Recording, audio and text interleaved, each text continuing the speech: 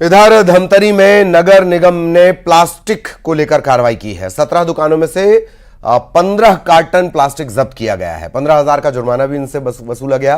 दरअसल पाबंदी लगी हुई है प्लास्टिक के इस्तेमाल पर, बावजूद इसके धड़ल्ले से इसका इस्तेमाल किया जा रहा था। इसी बात से अंदाजा लगा लीजिए, 17 दुकानों से 15 कार्टन प्लास्टिक जब्त किया गया है।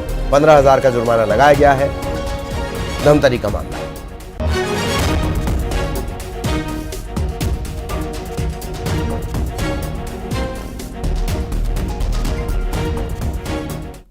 महोदय के निर्देश पे और शासन के जो गाइडलाइन है उसको तहत पालन करते हुए प्रतिबंधित प्लास्टिक और डिस्पोजल सिंगल यूज प्लास्टिक पे कार्रवाई अभियान हमारा जो है वो चला है। इसमें हमने 17 दुकानों से अलग अलग पॉलीथीन और डिस्पोजल सिंगल यूज प्लास्टिक ये सामग्री जब्त की है और ऐसे 15 लोगों पे हमने लगभग 12,000 जुर्माना लगाया है। हम लगातार अपील करते आ रहे हैं जो व्यवसायी हैं उनसे कि प्रतिबंधित प्लास्टिक और पॉलीथीन जो है वो विक्रय न करें और इसका उपयोग करने के लिए जो ग्राहक आते हैं उनको भी आप और सहयोगी अभिषेक हमारे साथ जुड़े हुए हैं। अभिषेक, प्रतिबंध के बावजूद प्लास्टिक का इस्तेमाल, क्या कुछ अपडेट, क्या आगे भी कार्रवाई जारी रहेगी? जी बिल्कुल, ये कार्रवाई हुई है और पहले भी इस तरह की कार्रवाइयां और भी हुई हैं, लेकिन फिर भी प्लास्टिक का जो प्रतिबंधित प्लास्टिक का इस्तेमाल है वो रुक नहीं रहा है, लगातार जारी। खासतौर पे शराब दुकानों में या खोमचों में इसका बहुत ज्यादा पैमाने पे उपयोग हो रहा है और कहीं ना कहीं ये नुकसानदेह स्पष्ट है। लेकिन ये जिसकी यहाँ जहाँ प्रोडक्शन होता है, जहाँ सप्लाई लाइन है, वो उसको तोड़ नहीं पा रहा है शासन। जब तक वहाँ तोड़ नहीं पाएंगे तब तक ये प्लास्टिक इसी तरह से कहीं ना कहीं बिकते रहेंगे और इसी तरह से यूज होता रहेगा। फिलहाल ये इस कार्रवाई के बाद कम से कम कुछ दिनों तक तो प्लास्टिक पर यहाँ पर रोक लगेगी, ऐसा माना जा रहा है। चलिए, बहुत धन्यवाद आपका इस तमाम जानकारी के लिए। इधर बिलासपुर में यूथ कांग्रेस ने किया है विरोध प्रदर्शन। एनएसयूआई के कार्यकर्ताओं पर झूठी एफआईआर दर्ज करने का आरोप लगाया गया है। प्रदेश में कानून व्यवस्था बदहाल होने का आरोप भी लगाया गया। कानून व्यवस्था सुधारने की मांग की गई। बड़ौदा बाजार हिंसा मामले में झूठे केस दर्ज करने का आरोप लगाया गया है। एनएसयूआई के कार्यकर्ताओं पर दर्ज केस हटाने की मांग की जा रही है। कांग्रेस जिंदाबाद, मुर्दाबाद, मुर्दाबाद, मुर्दाबाद।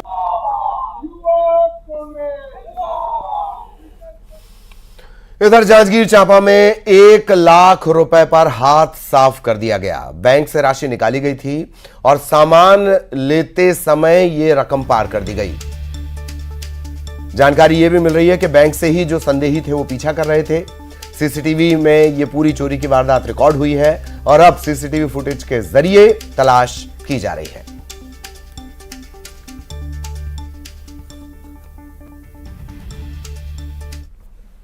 दंतेवाड़ा में पुलिस को बड़ी कामयाबी मिली है। लोन वर्राटू अभियान से प्रभावित होकर 2 इनामी नक्सलियों समेत 3 नक्सलियों ने सरेंडर कर दिया है। हथियार छोड़ने वाले नक्सली कोंटा और कटेकल्याण एरिया में लगातार सक्रिय थे।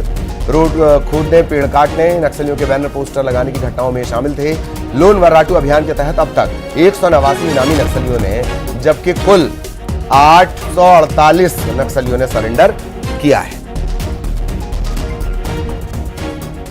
छत्तीसगढ़ शासन की पुनर्वास नीति के तहत तथा दंतेवाड़ा पुलिस के द्वारा चलाए जा रहे लोन वर्राटू घर वापस आइए अभियान से प्रभावित होकर आज 2 इनामी माओवादियों सहित कुल 3 माओवादियों ने दंतेवाड़ा पुलिस के समक्ष आत्मसमर्पण किया है।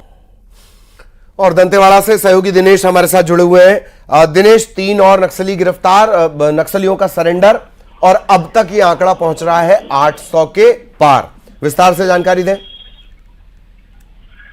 जी हाँ, मैं बता दूं कि सूबे में सरकार चेंज होने के बाद से ही नक्सलियों पर नकेल कसते सरकार नजर आ रही है। इसी कड़ी में लोन वर्राटू अभियान से प्रभावित होकर 3 माओवादियों ने आत्मसमर्पण किया है, जिसमें 2 माओवादी इनामी है, जिनमें 1 लाख रुपए का इनाम है। पुलिस की जो अपील है वो माओवादियों पर एक व्यापक असर कर रहा है। यह आत्मसमर्पित माओवादी जो है जो कोंटा एवं कटेकल्याण एरिया कमेटी में सक्रिय थे। आत्मसमर्पित जो माओवादी, इनका काम जो होता है, ये जो काम करते थे नक्सली बंद के दौरान, पेड़ खोदना, रोड काटना, नकली बैनर पोस्टर लगाना, इन ऐसी घटनाओं में ये जो नक्सली हैं ये शामिल हुए हैं। लोन वर्राटू अभियान के तहत मैं आपको बताना चाहूंगा अब तक 189 इनामी माओवादी सहित कुल 884 माओवादियों ने आत्मसमर्पण कर दिया है। पुलिस की ये बड़ी एक सफलता मानी जा रही है, क्योंकि पुलिस का जो अभियान है नक्सल गतिविधि विरोधी अभियान जो है, जिसपे लोन वराटू अभियान से जो अन्य राज्यों से भी, अन्य जिलों से भी आत्मसमर्पण किया जा रहा है, इसे एक बड़ी सफलता के रूप में पुलिस देख रही है। जी चलिए, बहुत धन्यवाद आपका इस तमाम जानकारी के लिए। और जगदलपुर नगर निगम में जमकर हंगामा हुआ। नेता प्रतिपक्ष को कमरा नहीं देने पर यह हंगामा हुआ। विपक्षी पार्षदों ने 48 घंटे का अल्टीमेटम दिया है। निगम के बाहर कांग्रेस के पार्षदों ने जोरदार प्रदर्शन भी किया। महापौर के खिलाफ जमकर नारेबाजी की गई। आलम यह हुआ कि कांग्रेस पार्षदों की पुलिस के साथ धक्का मुक्की की तस्वीर बनती चली गई। कांग्रेस ने महापौर पर बदले की राजनीति का आरोप लगाया है।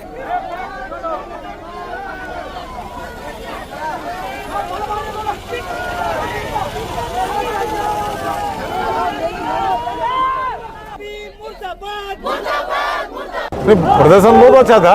अब इतना ज़्यादा फोर्स बुला लिए हैं कि हम लोग को बैरिकेड तोड़े, ऐसा नहीं कि नहीं, बैरिकेड तोड़ के अंदर जाने का प्रयास किया गया, लेकिन पुलिस वाले लोगों ने धक्का मुक्की मार के हटा दिया गया है। लेकिन आने वाला समय में एक रणनीति और बनाएंगे और अच्छा बनाएंगे। जगदलपुर के महापौर सफीरा साहू के भारतीय जनता पार्टी में जाते ही शहर की आबो हवा खराब कर रही है। जो 20 वर्षों से चली आ रही परंपरा को महापौर ने तोड़ने का काम किया है। निगम नेता प्रतिपक्ष के कमरा नहीं दिया जा रहा, इससे बड़ा हिटलरशाही नहीं हो सकता। और सीएम विष्णुदेव साय ने पौधा लगाया है जैव विविधता पार्क में। दरअसल एक पेड़ मां के नाम ये अभियान चल रहा है। तमाम जो दिग्गज हैं वो पौधरोपण कर रहे हैं। इसी कड़ी में मुख्यमंत्री विष्णुदेव साय ने जैव विविधता पार्क में एक पौधा लगाया। डिप्टी सीएम और वन मंत्री भी उनके साथ मौजूद रहे। स्कूली बच्चों ने भी इस कार्यक्रम में शिरकत की। सीएम ने लोगों से भी पेड़ लगाने की अपील की है। हमारे रायपुर ग्रामीण के अध्यक्ष श्याम नारायण जी, संभव गुप्ता जी, शहर अध्यक्ष जयंती पटेल जी, अंजय शुक्ला जी, वन विभाग के हमारे सभी अधिकारीगण और प्रेस के मित्रों, जैसा हमारे वन मंत्री जी ने बताया कि आज से वन विभाग का महा वृक्षारोपण अभियान शुभारंभ हो रहा है। आप सबको मालूम है कि हमारे देश के यशस्वी प्रधानमंत्री श्री नरेंद्र मोदी जी देश की जनता से, देश के 140 करोड़ लोगों से आह्वान किया है कि सभी अपनी मां के नाम से एक पेड़ लगाएं, और उनके आह्वान पर यह आंदोलन बन गया है। और हम लोग छत्तीसगढ़ में भी इसको अभियान के रूप में ले रहे हैं। और अकेले वन विभाग का 4 करोड़ का टारगेट है। और आज के इस अवसर पर प्रदेश के 33 जिलों में वन विभाग के द्वारा 6 लाख पौधे लगाए जा रहे हैं, और जिसमें भी बहुत अच्छे अच्छे पेड़, पीपल का पेड़ जो 24 घंटा ऑक्सीजन देता है, नीम का पेड़, आपका हरवा बहरा का पेड़, महुआ का पेड़, इस तरह से सब गुणकारी पेड़ वन विभाग के द्वारा लगाए जा रहे हैं। और कोरबा की खबर, जहां बाराती आपस में भिड़ गए। दरअसल डीजे की धुन पर डांस चल रहा था, नाच गाना चल रहा था, और तभी बारातियों में विवाद शुरू हो गया। आपस में बाराती भिड़ गए, 2 पक्षों में जमकर मारपीट हुई। सोशल मीडिया पर इस मारपीट का वीडियो लगातार वायरल हो रहा है। उरगा थाना लगता है तिलकेजा की ये पूरी घटना है।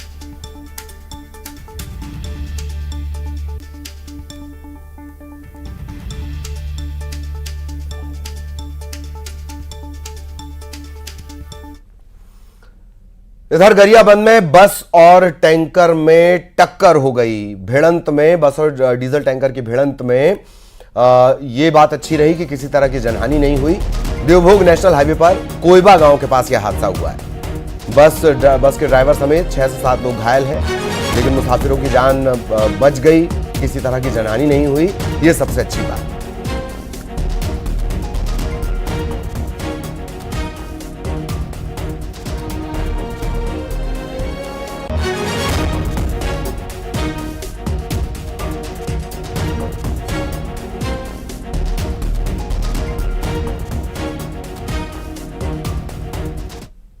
और साधाराम हत्याकांड में हुआ है बड़ा खुलासा। मोबाइल से आतंकी कनेक्शन मिला है। संदिग्ध वर्दीधारियों के वीडियो मिले हैं, फोटो मिले हैं। पूरा घटनाक्रम 20 जनवरी का है। हालांकि 20 जनवरी को साधाराम की गला रेतकर हत्या कर दी गई थी और फॉरेंसिक जांच के लिए मोबाइल भेजा गया था। इस मामले में आपको बता दें, नाबालिग समेत 6 लोग गिरफ्तार हो चुके हैं। आरोपी जो इसमें एक है अय्याज, उसके घर से टूटा हुआ मोबाइल मिला था। कवर्धा एसपी अभिषेक पल्लव ने इस बात की पुष्टि की है। मोबाइल में संदिग्ध बातचीत का भी पता चला है। मामले में जम्मू कश्मीर से भी कुछ गिरफ्तारियां हो सकती हैं।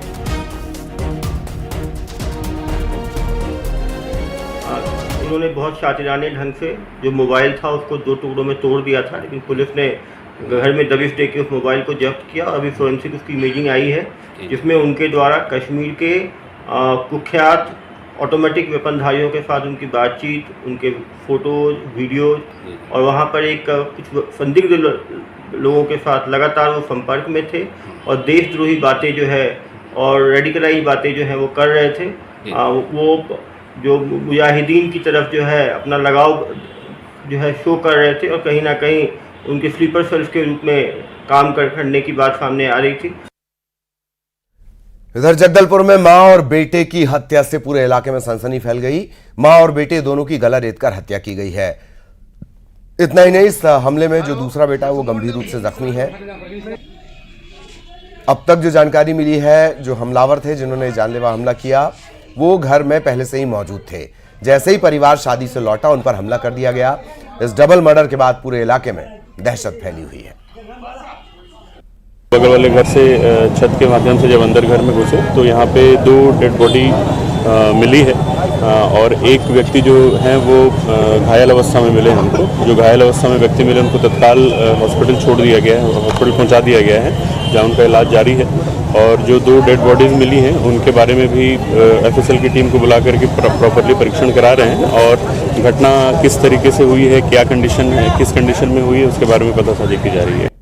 जगदलपुर में देर रात एक मां और एक बेटी की हत्या कर दी गई है और ये हत्या किन कारणों से की गई है ये पुलिस अभी पतासाजी कर रही है। घटना देर रात की, जब मां, बेटे और उनके दूसरे बेटे शादी समारोह से के बाद घर पहुंचे थे। उसके बाद घर के अंदर जो मौजूद अज्ञात हथियारों ने उन पर हमला बोल दिया और धारदार हथियार से मां और बेटी की हत्या कर दी। साथ ही एक बेटे को बांधकर बुरी तरह अधमरा किया गया और वो घायल है। फिलहाल पूरे मामले को लेकर पुलिस जाँच में जुट गई है। ये वही इलाका देख सकते हैं, ये अनुपमा चौक का इलाका और यहाँ पर घटना के देर रात बाद ही पूरे इलाके में सनसनी फैल गई है और इसके बाद जो घटना को लेकर अलग अलग कयास लगाया जा रहा है कि आखिर ये घटना किस तरह से हुई है। और घटना के बाद पुलिस पूरे मौके में पहुंच चुकी है और पूरे मामले की जांच कर रही है। बताया जा रहा है कि जो घटना हुई है, इस घटना में काफ़ी एंगल से पुलिस जाँच कर रही है। लूटपाट भी हो सकता है, पारिवारिक विवाद भी हो सकता है। सभी पहलुओं पर पुलिस फिलहाल जाँच कर रही है और घटना को लेकर इलाके में सनसनी फैली हुई है। श्रीनिवास नायडू, न्यूज़ 18 जगदलपुर।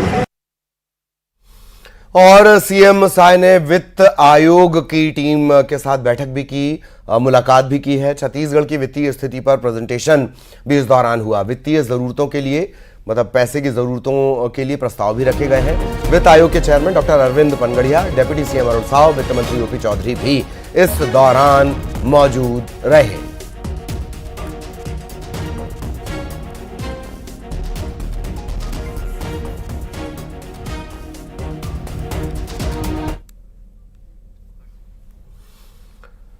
इधर जगदलपुर में ग्रामीण कृषि विस्तार अधिकारी पर गंभीर आरोप लग रहे हैं। बुजुर्ग महिला की 1.5 एकड़ जमीन पर कब्जा करने का आरोप लगा है। पीड़ित बुजुर्ग महिला ने बस्तर कलेक्टर से शिकायत की है। ग्रामीण कृषि विस्तार अधिकारी ने अपने पिता के नाम से खेती करने के लिए 5 साल के लिए जमीन का एग्रीमेंट करा लिया था। पीड़ित महिला को इस बारे में जानकारी ही नहीं थी। आरोप है कि घर आकर अधिकारी ने एग्रीमेंट के दस्तावेजों पर अंगूठा लगवा लिया। पीड़ित महिला ने जमीन वापस दिलाने की मांग की है और कलेक्टर ने मौके पर जांच टीम को भेजा है। जानकारी मिल रहा है कि उन्हें गुमराह किया गया है क्योंकि वो बूढ़ी है, अकेली है, उनकी जो बेटियां बाहर रहती हैं, शादी होकर चली गई हैं, तो ये गलत है। इस संबंध में मैं जांच करके कलेक्टर साहब को प्रेषित कर दूंगा जानकारी। इधर बीजेपी विधायक का एक वीडियो लगातार वायरल हो रहा है। रायपुर से बड़ी खबर आपको बता दें, इंद्र कुमार साहू, इनका वीडियो वायरल हो रहा है। ये कह रहे हैं, जिसमें कहते हुए नजर आते हैं, का काम नहीं होने पर अधिकारियों को उल्टा लटकाएंगे। अभनपुर से बीजेपी के विधायक हैं इंद्र कुमार साहू, उनका ये वीडियो वायरल है। कोई भी कार्य रही और अधिकारी मध्य भी जाऊँ तो भाजपा वाला मन अपन परिचय बताए मंत्री को कि हम भारतीय जनता पार्टी कार्यकर्ता साफ करना है कि नहीं तेरा बताइए तू वाला भी खोले हम अभी तक संकोच में नहीं बतावा अधिकारी मन नहीं होगा कथे था नमन सीधा वापस आयल धरता यदि जरूरत पड़े तो लोग उल्टा लटका ये काम कर हमारा दमदारी साफ करे लगे तबे हमारे मन के काम तत्परता से हुई और निश्चित रूप से सब मिल के काम करबो। कोई भी कार्य रही और अधिकारी मध्य भी जाऊँ तो भाजपा वाला मन अपन परिचय बताए मंत्री को कि हम भारतीय जनता पार्टी कार्यकर्ता। इधर रायपुर में कबाड़ की आड़ में गौ तस्करी का मामला सामने आया है। प्रशासन ने इस पर बुलडोजर चलाया। गाड़ियों को छिपाने के लिए यार्ड का इस्तेमाल किया जा रहा था और सरकारी जमीन पर यह यार्ड बनाकर रखा गया था। रायपुर की ये तस्वीरें, कबाड़ की आड़ में गौ तस्करी का यह पूरा मामला है। प्रशासन ने इस पर बुलडोजर चलाया है। गाड़ियों को छिपाने के लिए इस यार्ड का इस्तेमाल हो रहा था और यह यार्ड सरकारी जमीन पर बनाया गया था। कबाड़ की आड़ में गौ तस्करी। थाना धरसीवा के सिलतरा चौकी अंतर्गत कल प्रशासन और पुलिस के साथ एक कार्रवाई की गई, जिसमें एक सलीम कबाड़ी करके नाम का व्यक्ति है जिसने अवैध भूमि पर कब्जा कर लिया था। मजिस्ट्रेट की उपस्थिति में वहां पर कब्जा हटाया गया है। उनके बेटों के खिलाफ कई मामले में मौसी तस्करी से संबंधित अपराध दर्ज हैं। इसमें जांच की जा रही है कि किस प्रकार से कई जगह से सूचना मिली थी कि वहां पर कुछ गाड़ियों को डंप करके रखा जाता था जिसमें मौसियों की तस्करी की जाती थी। सभी तथ्यों पर जांच की जा रही है। सहयोगी युगल इस वक्त हमारे साथ जुड़े हुए हैं। युगल, कबाड़ की आड़ में गौ तस्करी बेहद गंभीर। ये बिल्कुल काफी गंभीर मामला है ललित, और जो सलीम कबाड़ी है उसके बेटे के खिलाफ कई मामले गौ तस्करी के दर्ज हैं। और जिस तरह से गौ तस्करी किया जाता था, उसकी जो वाहन है उसे यार्ड में रखा जाता था और एक लंबी चौड़ी जमीन पर, शासकीय जमीन पर कब्जा किया गया था। लोगों की लगातार शिकायतें मिल रही थी। अपराध भी पहले से पंजीबद्ध था धरसीवा थाना क्षेत्र में, और जैसे ही पुलिस को इसकी शिकायत मिली तो मौके पर जिला जो प्रशासन है उसकी टीम है पहुंची और वहां जाकर के कबाड़ के जो अवैध निर्माण था उसे खाली कराया गया है। फिलहाल अब पुलिस इस दिशा में जांच कर रही है कि आखिर किस तरह के गौ तस्करी के मामले हैं, और जानकारी ये भी है कि नाम बदल करके इस जो धंधे को, इलीगल धंधे को अंजाम दिया जा रहा था। फिलहाल पुलिस है इस पूरे मामले की जांच कर रही है। जी चलिए, बहुत धन्यवाद युगल इस तमाम जानकारी के लिए।